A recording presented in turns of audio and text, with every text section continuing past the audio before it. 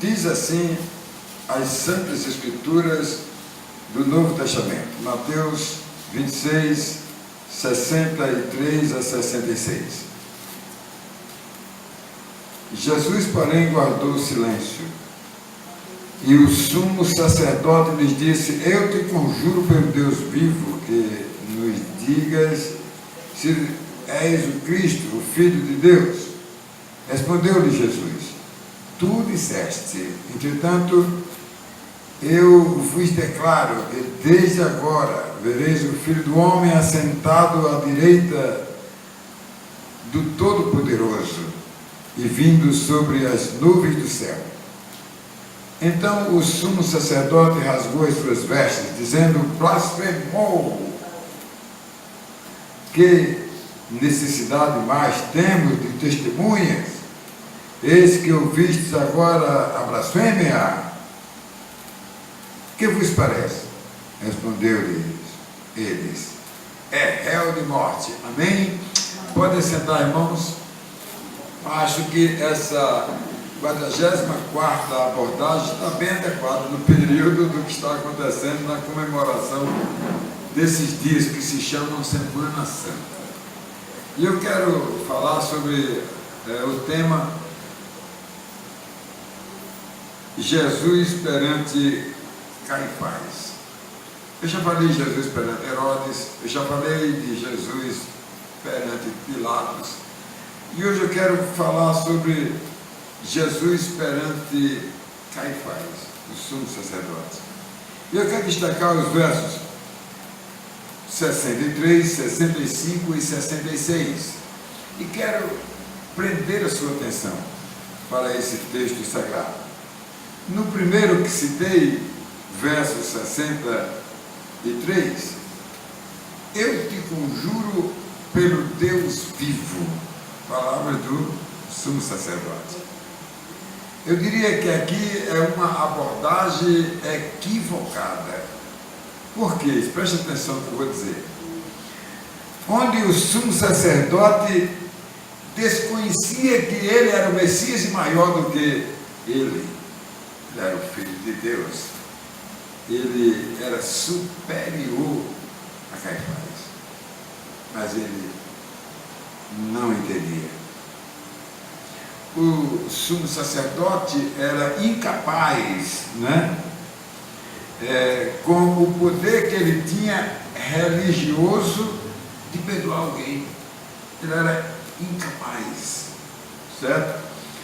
Ele não tinha a mínima condições, mas se achava que poderia condenar o Salvador do homem, Jesus, dizendo: conjuro-te.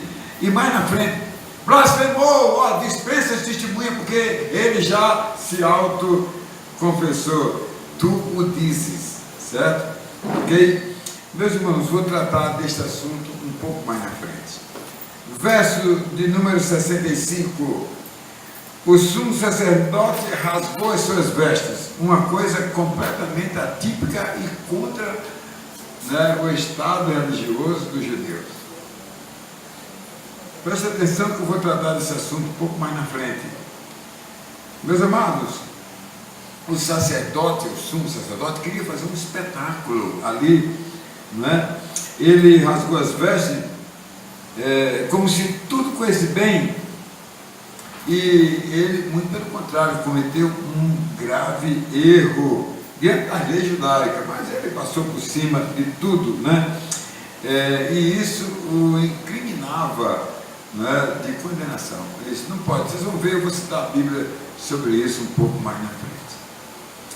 O verso 66, amados, que fala sobre réu de morte, quer dizer, o sumo sacerdote disse que Jesus havia blasfemado, porque quando ele perguntou: tu és o Cristo, o Filho de Deus vivo, ele disse: tu dizes. Quem disse foi Anás, ou melhor, Caifás, nem Jesus. Ele disse: tu dizes.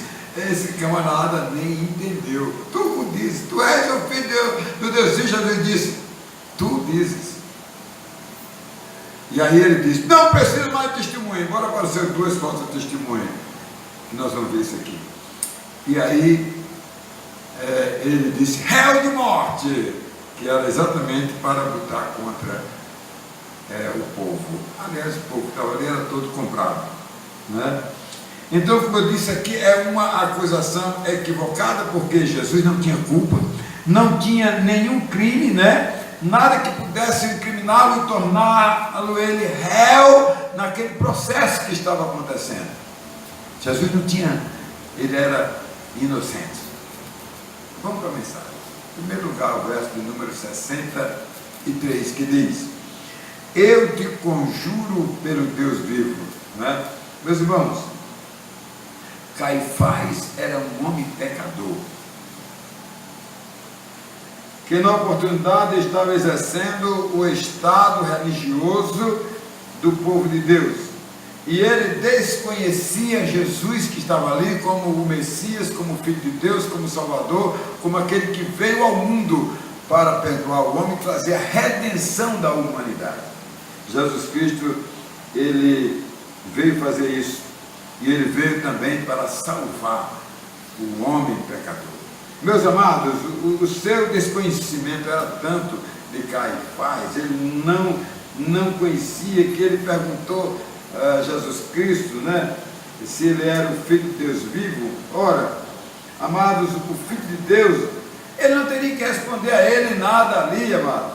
Por isso que ele diz tudo isso, ele não teria que responder nada, porque ele não acreditaria de qualquer forma. Então não adiantaria ele fazer aquilo. E ele não merecia nenhum tipo de resposta. Ele se respondeu. Jesus disse: tu dizes, tu és o Cristo, o Filho de Deus vivo, tu dizes. Amados, o ato que Jesus estava fazendo, ignorado por Caifás, irmãos, um perdido pecador, que Jesus Cristo veio ao mundo para perdoar sua dívida, como a todos, para dar, amados, a herança eterna. Amados, Jesus Cristo estava ali para salvar a humanidade. Ele foi completamente ignorado pelas autoridades de Jerusalém. E diante do silêncio de Jesus, o Caifás ficou irritado, não é? Quer ver uma coisa que irrita as pessoas?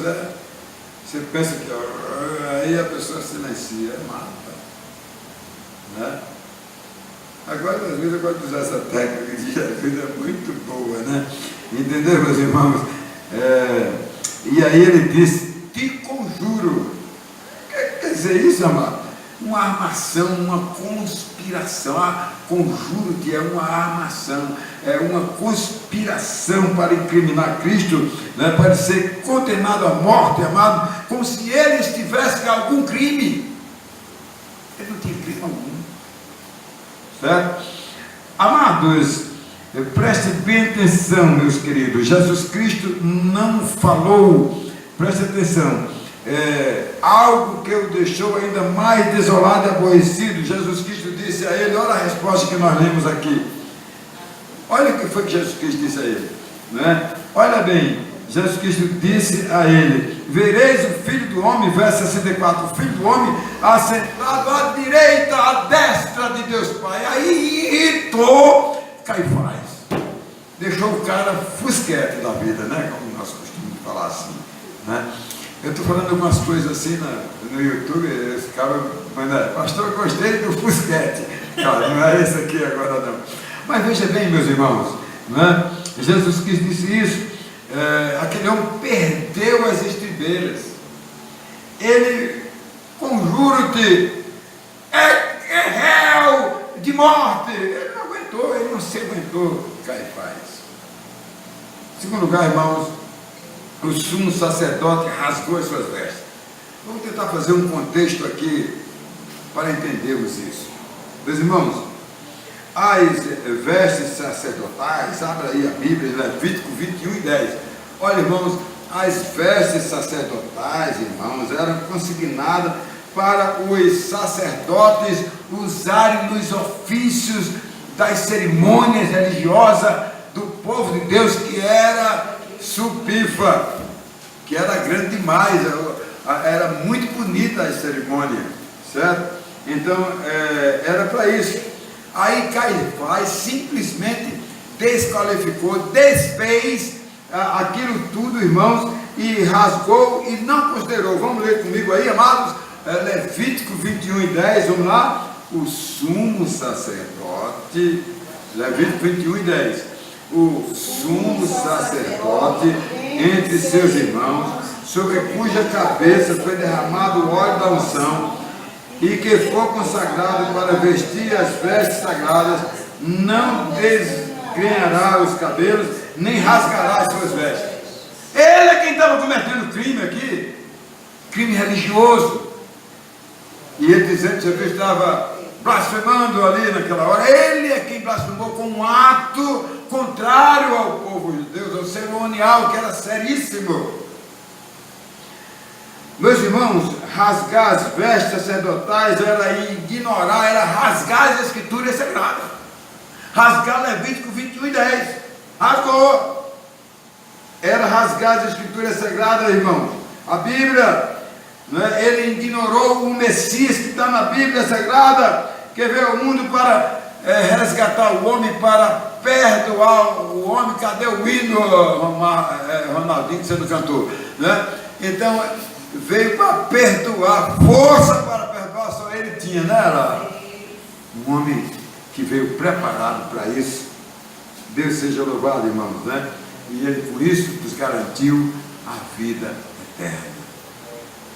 Olha, irmãos, quando eu digo que Caifás fez um espetáculo, é porque ele estava defendendo os seus poderes, estava defendendo a sua posição, ele estava com medo de perder o trono, por isso que ele fez aquele espetáculo, rasgar as vestes. Ele então manifestava um poder exorbitante na tentativa de querer forçar a barra, irmãos, mas caiu dentro da própria lei, a qual ele mesmo defendia.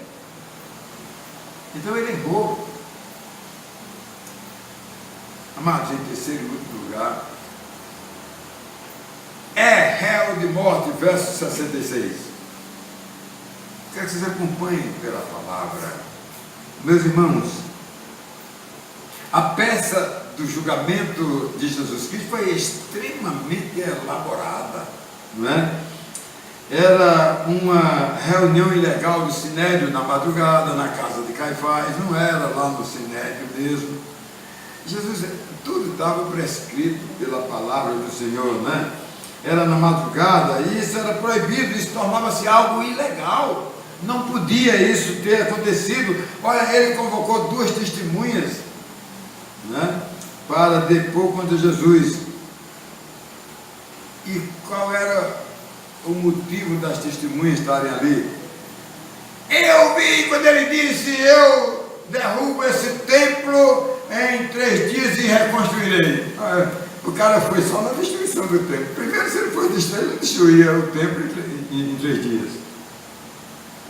Ele estava falando que ele destruiria esse corpo humano que ele assumiu para perdoar o nosso pecado, para se tornar homem.